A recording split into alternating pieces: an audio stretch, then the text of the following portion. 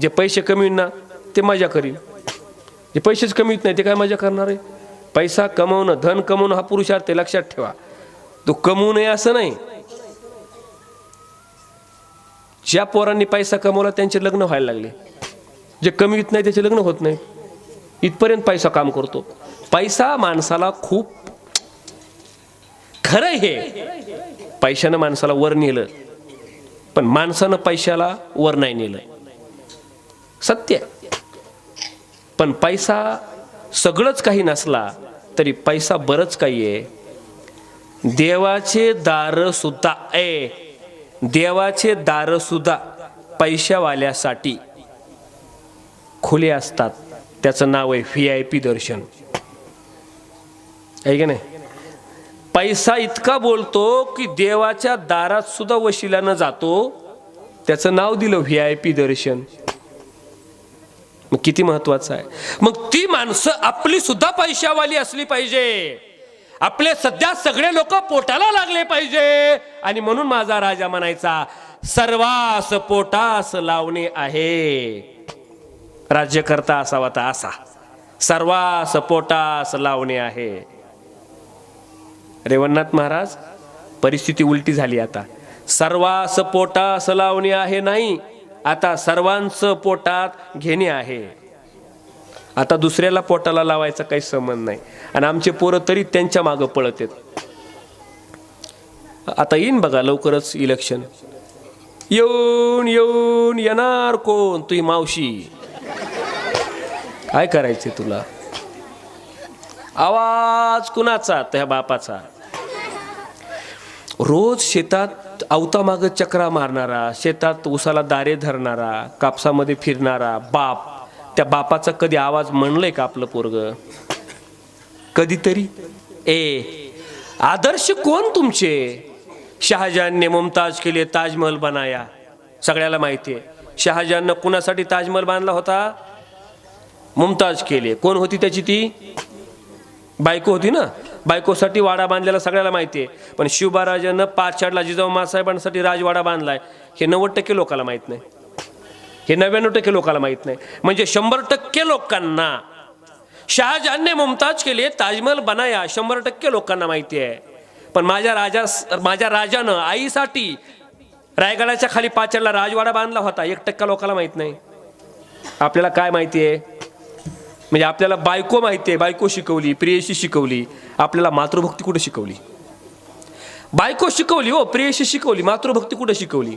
आणि म्हणून आजही आमचं पोरग 400 किलोमीटर असलेल्या 300 किलोमीटर असलेल्या प्रेयशीला इथून घरातून मेसेज टाकतंय, जेवलीस का? आणि त्याची माय तिथंच बसलेली, जेवलेली नाही ती सकाळपासून. त्याची माय तिथंच बसलेली, जेवलेली नाही ती सकाळपासून. पोट पाटीत गेलंय तिचं. राहिलं काही शिल्लक तर खाते, नाही तर गुडघ्यात मुंडकं खुपसून माय तशीच झोपी जाते. पण पोरग कधी माईला विचारित नाही जेवलीस का? पोरग कधी बाबाला विचारित नाही बाबा तुम्ही जेवलात का? पोरग कधी बाबाला विचारित नाही बाबा तुमचे पाय चिपू का? कधीतरी आपल्या आईला, आपल्या बापाला, आपल्या आईचा, आपल्या बापाचा डीपी ठेवण्यापेक्षा आमच्या पोरांचे डीपी भलतेच आहेत. आमच्या बापाला, आईला प्रेरणास्थान मानण्यापेक्षा, छत्रपतींना प्रेरणास्थान करण्यापेक्षा आमच्या पोरांचे प्रेरणास्थान वेगळेच आहेत. रोड खाणारे, तुम्हाला आम्हाला लुटणारे, देशाला बर्बाद करणारे, अशा लोकांचं स्टेटस आपल्या पोरांच्या मोबाईलवर आहे आमचे प्रेरणास्थान म्हणून. मग त्यानं बँक लुटली का? त्याने घोटाळे केलेत का? पोरं बघत नाहीत. तो भ्रष्टाचारी आहे का? पोरं बघत नाहीत. धडक त्याचा डीपी ठेवून देतात, त्याचं स्टेटस ठेवतात आमचे प्रेरणास्थान. कोण? बँका लुटणारा, घोटाळे करणारा, भ्रष्ट, राजकारणातून प्रचंड माया कमावणारा माणूस जर तुमचा प्रेरणास्थान असेल तर मग शेतकरी तुमचा कधीच प्रेरणास्थान असू शकत नाही. कारण शेतकऱ्याला लुबाडून खाणारा तुमचा प्रेरणास्थान आहे रे. पार शेतकरी चाटून पुसून खाल्लाय त्यानं, आणि तरी तो तुमचा प्रेरणास्थान असतो. शेतकरी देशोधडीला लावलाय त्यानं, आणि तो तुमचं प्रेरणास्थान असतो. अरे या भारतातले, या महाराष्ट्रातले, आपल्या महाराष्ट्रातले जास्तीत जास्त पुढारी बाद आहेत, पुढारी नालायक आहेत रे. म्हणून या देशाचं वाटोळ आहे.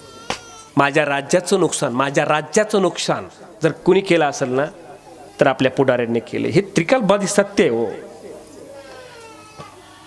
हे कटू सत्य आहे. फक्त स्वीकारायची आपल्यामध्ये ताकद नाही, नको वाटतं हे स्वीकारायचं. आदर्श राज्यकर्ता म्हणून आजही शिवबाराजांचं नाव घेतो. आदर्श राज्यकर्ता म्हणून, आदर्श राज्यकर्ता म्हणून त्याचं नाव घेऊन निवडून येतो आम्ही. पण आदर्श राज्य आम्हाला कधी निर्माण करता आलंच नाही. नाही नाही. बरं, हे राज्य निर्माण करणं म्हणजे फक्त स्वतःसाठी नव्हतं. आणि स्वतःसाठी असतं तर राजानं कधीच भोसलेशाही नाव राहून टाकलं असतं. हे राज्य जर स्वतःसाठी असतं ना तर कधीच भोसलेशाही नाव लावून टाकलं असतं. भाषा भारी वाटते बरं का इकडे आलं की मला. आपली भाषा नाही. सोटी मी बीडचंच आहे ना. हां, तिकडे पुणे मुंबईत राहतो, पण आता बीडचा म्हणलं की भेटतात लोक तिकडे गेले की.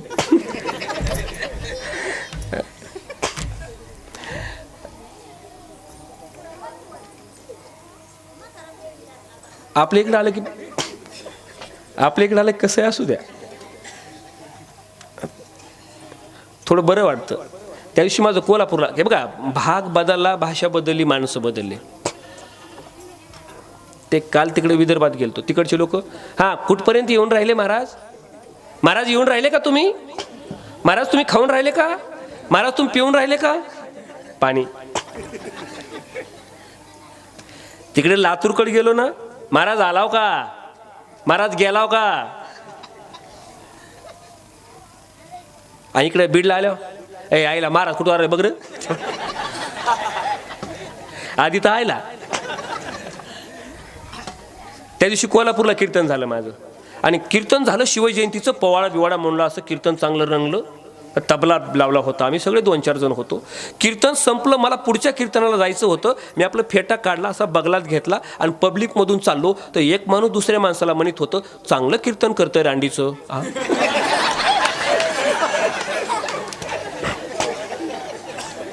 भाग बदलला की माणसं बघितले, भाग बदलले की भाषा बदलली. शिवबाराजाने या कुठल्या मर्यादाच ठेवल्या नाही. आजही आम्ही एका जिल्ह्यात जातो, कुठेही गेलं की शिवबाराजाची जयंती. कुठल्या जिल्ह्यात जावा शिवबाराजांची जयंती, महिनाभर शिवबाराजांची जयंती. अरे आम्ही विचार करतोय, या राजानं आज प्रत्येक जिल्ह्यात जा, महाराष्ट्रात जा, महाराष्ट्राच्या बाहेर जा, या राजानं सगळा मुलूक पादाक्रांत केलेला आहे. अरे शिवबाराजे इथंच शिकवतात, ज्या माणसाला पुढे जायचं ना त्यानं एका जागेवर स्थिर राहता कामा नये. शिवचरित्र शिकवतं. आई जिजाऊ मासाहेबांचा जन्म कुठला? बोला. शिंदखेड राजा कुठल्या जिल्ह्यात आहे? बोला. बुलढाणा जिल्ह्यात जिजाऊ मासाहेबांचा जन्म आहे, लक्षात ठेवा. आणि नांदायला कुठे गेल्या? तिकडं पश्चिम महाराष्ट्रामध्ये. तसं मूळ शिवबाराजे इकडचे विरोधचे, तिकडचं नाही. इकडे देह कुठं ठेवला जिजाऊ मासाहेबानं?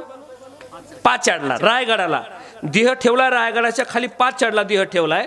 आणि जन्म कुठं आहे? बुलढाणा जिल्ह्यात आहे. स्थलांतर बघा. शिवबाराजे मूळ कुठले? इकडचे वेरूळचे. गेलेत. जन्म कुठं झालाय? शिवनेरीवर. आणि मृत्यू कुठं झालाय?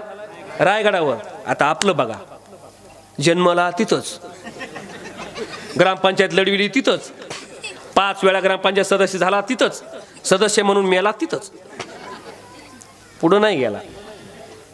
तिथंच आहेत आपण इथल्याच लोकांच्या नादी लागलो, इथंच आपलं काम करत बसलो.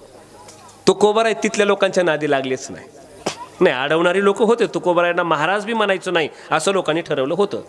तुम्ही कसले महाराज? वेदाचा अर्थ तुम्हाला माहिती आहे का? तुकोबाराय म्हणायचे, वेदाचा तो अर्थ आम्हासीच ठावा, ऐराणी वाहावा भार माता. शिवबाराजाला म्हणायचे, महाराज कसले तुम्ही?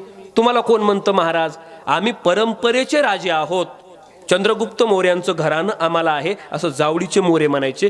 तुम्ही महाराजन, तुम्ही राजे होऊ शकत नाही, तुम्ही राजे होऊ शकत नाही. शिवबाराजानं दाखवून दिलं, आईचं स्वप्न साकार करून दिलं.